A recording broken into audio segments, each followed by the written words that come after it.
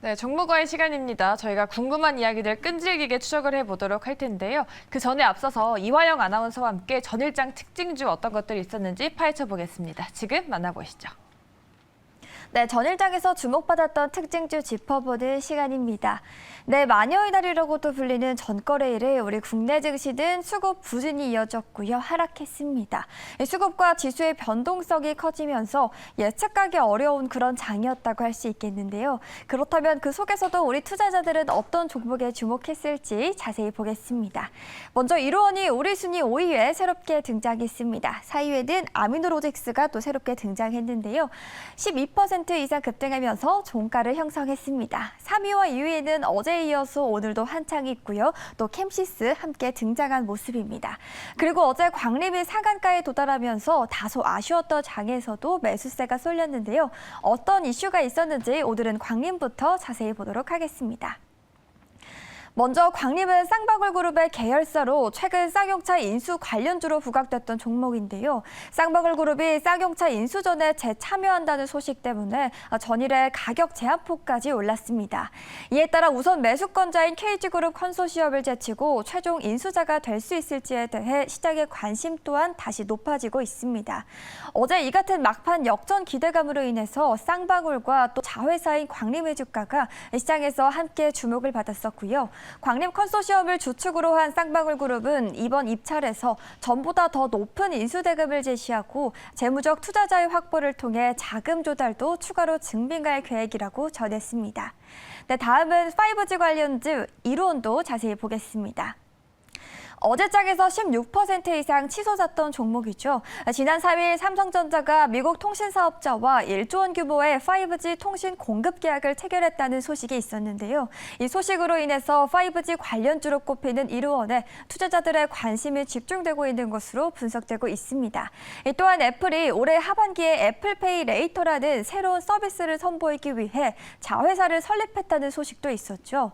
이 때문에 한국과 일본의 지원을 위한 임원직 채용에 나선다는 소식이 어제 이로원의 주가에 함께 영향을 미쳤습니다. 네, 이렇게 투자자의 관심을 한몸에 받은 두 종목 오늘도 자세히 짚어봤습니다.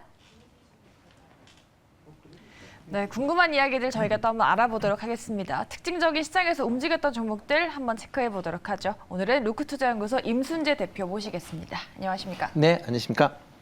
네, 아무래도 좀 뉴욕장이 많이 빠져서 걱정이 많으실 것 같은데 어제장 어떤 종목들이 좀 움직였는지 한번 체크해 보도록 하겠습니다. 첫 번째 종목 열어주시죠.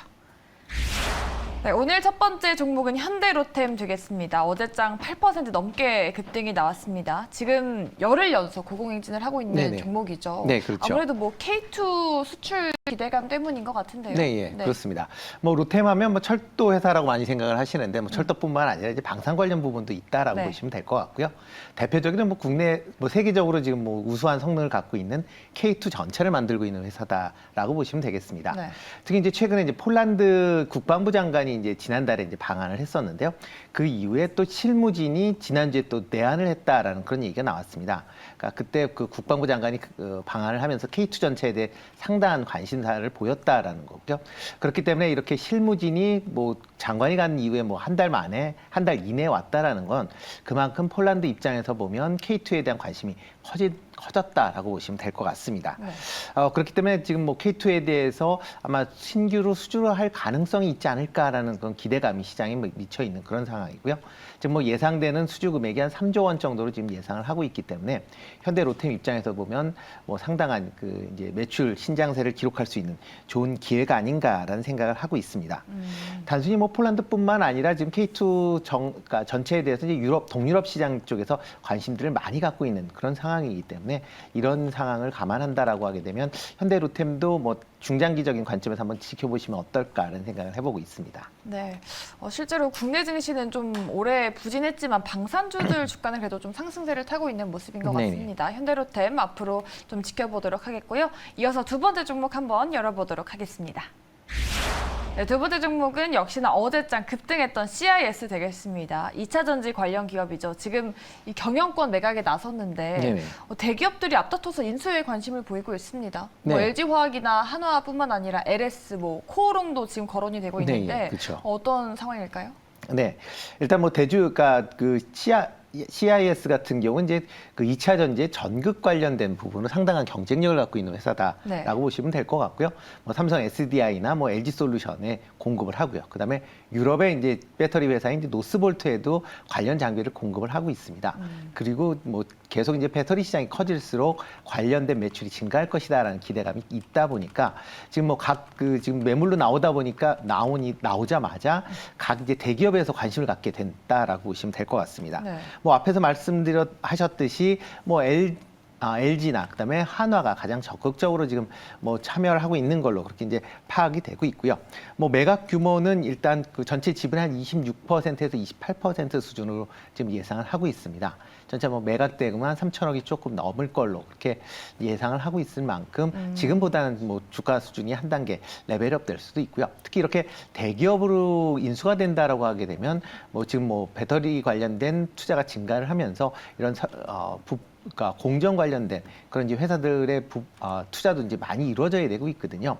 그러다 보면 향후에 이제 캐퍼 측면에서 보면 좀 더 증가율이 좀 높아지지 않을까라는 기대를 해보고 있습니다. 뭐 실질적으로 지금 뭐 올해 수주 목표가 한 6천억 정도 되는데요. 뭐 올해 내 지금 이 상반기 내도 계속 수주가 지금 이어지고 있다라고 보시면 될 것 같습니다. 그만큼 이제 향후에 실적이 기대가 되는 거고요. 만약 이렇게 그 대기업에서 인수한다라고 하게 되면 성장세는 좀 더 이어가지 않을까라는 생각이 들고요. 또 하나가 이제 자회사인 이제 CI 솔리드라는 회사가 있습니다. 이게 네. 전고체용 전해질 소재 및 그다음에 관련 장비를 이제 현재 제조하는 그런 회사인데요. 뭐 현재 전고체용 이제 전해질 관련돼서 뭐 상당한 이제 이제 기술 개발이 축적되어 있는 그런 상황이기 때문에 향후에 전고체로 넘어가는 시점에서 상당한 각광을 받을 수 있다라는 것도 어떻게 보면 그 지금 시장에 매물로 나왔을 때 뭐 여러 구매자들이 관심을 갖는 포인트 아닌가 싶습니다. 네. 전기차 업체도 성장이 본격화되고 있으면서 CIS의 몸값도 좀 뛰고 있는 것 같습니다. 어제장 급등했던 CIS 짚어봤고요. 마지막 종목도 한번 열어보도록 하겠습니다. 네, 마지막은 어제 하락했던 롯데칠성입니다. 어제 호텔 롯데가 보유했던 주식을 블록딜을 네. 한다라는 소식이 있었는데 최근 리오프닝 덕분에 조금 상승했던 시기였는데 네. 블록딜 때문에 조금 불안한 감이 없지 않아 있는 것 같습니다. 네, 그렇죠. 뭐 블록딜 한 20만 주 정도 롯데 호텔이 이제 매각을 하겠다라고 얘기를 했고요. 뭐 롯데 호텔 입장에서도 보면 이제 코로나 때문에 상당히 좀 어려웠었던 그런 상황이고 이제 리오프닝이 되면서 이제 새롭게 투자를 해야 될 건들이 많기 때문에 이제 매각을 하는 거 아닌가라는 생각을 해보고 있습니다. 네. 그렇지만 이제 롯데 호텔이 매각을 한다, 20만 주 매각을 해도 나머지 이제 롯데그룹의 계열사들이 보유한 지분이 65%입니다. 그러니까 뭐 경영권에는 전혀 문제가 없을 걸로 예상이 되고 있고요. 그리고 또 하나가 이제 물량 자체가 뭐 20만 주기 때문에 물론 그 롯데칠성의 유동성이 그렇게 크진 않은 상황이어서 좀 시장 충격은 있겠지만 아마 단기적으로 아마 끝나지 않을까라는 생각이 들고 있습니다. 그 대신 이제 최근에 리오프닝이나 그다음에 여름 시즌에 맞춰서 관련된 실적 개선 기대감이 좀 더 크지 않을까라는 생각이 들고 있고요. 특히 이제 올 여름 기온이 아마 역대급 이제 기온으로 더위가 예상이 되고 있는 그런 상황입니다. 그렇게 되면 뭐 음료수를 뭐 청량음료나 아니면 맥주 관련된 매출이 증가할 거고요. 롯데칠성 입장에서도 보면 관련된 매출이 증가할 거기 때문에 아마 이런 이제 블록딜 영향은 아마 단기간에 끝나지 않을까. 그렇기 때문에 갖고 계시는 분들은 그렇게 크게 걱정을 안 하셔도 되지 않을까 싶습니다. 네, 블록딜 우려는 조금 단기간에 끝날 이슈이기 때문에 많이 우려하진 않아도 될 것 같다라는 의견까지 들어봤습니다. 이렇게 세 가지 종목 모두 짚어봤고요. 아무래도 어제 국내 증시가 좀 많이 빠지지 않고 네. 오늘 뉴욕 증시가 급락한 부분이 있어서 오늘장 시장에 대해서 걱정하시는 분들이 좀 많으실 것 같은데 지금 CPI 발표도 앞두고 있고요. 지금 외국인 투자자들도 많이 빠져나가고 있는 상황이기 때문에 국내 증시 좀 어떻게 보시는지 분석 한번 들어보도록 할까요? 네, 일단 뭐 지금 CPI가 아마 오늘 저녁에 이제 발표가 될 네. 예정이고요. 아마 지금 뭐 8% 지금 예상은 8.3% 정도 예상을 하고 있는 그런 수준입니다. 그렇지만 최근에 이제 그러니까 유가나 이런 걸 감안을 한다라고 하게 되면 조금 더 나올 수도 있지 않을까라는 뭐 개인적인 생각을 해보고 있고요. 그러다 보니까 일단 이 CPI 관련돼서 나오는 거에 앞서서 조금 보수적으로 아마 접근을 하시는 게 더 맞지 않을까라는 생각을 들고 있습니다. 특히 이제 금일 같은 경우는 전일 이제 그 선물 옵션 만기 때문에 어떻게 보면 지수가 좀 덜 빠진 측면이 있거든요. 네. 그런 와중에 이제 오늘 미국에서 많이 빠졌기 때문에 어저께 못 빠진 부분과 미국에서 빠진 부분을 감안한다라고 하게 되면 오늘 아마 2,600포인트를 좀 지키긴 좀 어렵지 않을까라는 생각이 들고 있고요. 과연 이제 낙폭이 커졌을 때 유가 매수가 얼마만큼 들어오느냐에 따라서 아마 2,600포인트가 아마 조금 뭐 넘을 수 있는지 안 넘을 수 있는지 한번 좀 보시는 게 어떨까라는 생각이 들고 있습니다. 특히 이제 환율 관련된 부분도 계속 조금 이제 지금 NDF 같은 경우 1,260원대를 지금 기록을 하고 있기 때문에 외국인의 뭐 추가적인 유입은 뭐 조금 기대하기는 좀 어렵지 않을까라는 생각이 들고요. 따라서 시장 자체는 아직까지는 좀 보수적인 관점에서 현금화를 하는 그런 전략이 아직까지 유효하지 않을까라는 생각을 해봅니다.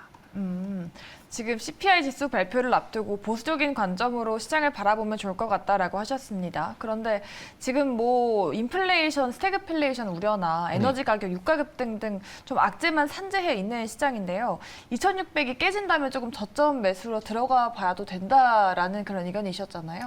그러니까 2,600포인트를 깨고 내려간다라고 해서 좀 더 지켜보시는 게, 네. 그러니까 그 장이 그렇게 아주 뭐 저번에 이제 저점이 2,500포인트 때 이제 초반까지는 아마 빠질 가능성은 있는데요. 네. 그렇지만 이제 그거 하고 나서 뭐 다시 급등을 하거나 그렇게 하지는 않고 아마 옆으로 횡보하는 그런 구간이 아마 지금 같은, 그러니까 최근에 이제 계속 2,550에서 2,700포인트에 지금 박스권이거든요. 그 내의 움직임과 비슷한 그런 움직임이 좀 지속되지 않을까라는 생각을 해보고 있습니다.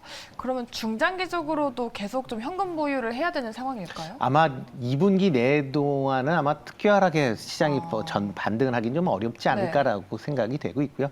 아마 하반기 아마 조금 이제 인플레이션 수준이 조금 안정화되는 그런 시점에서 아마 투자를 하시는 게 좀 더 낫지 않을까. 지금은 아마 조금 더 현금을 갖고 계시면서 움직임을 좀 지켜보시는 게 낫지 않을까 싶습니다. 인플레 안정이라고 말씀하셨는데 그러면 안전자산 쪽으로 투자하는 것도 좋을지, 앞서서 뭐 유가 급등에 따라서 지금 뭐 금이나 엔화, 달러화 쪽으로 눈을 돌려보자라는 의견도 있었거든요. 네네. 어떻게 보십니까? 일단은 뭐 지금 뭐 단기적으로는 아마 효과가 좀 있을 걸로 예상이 되고 있고요.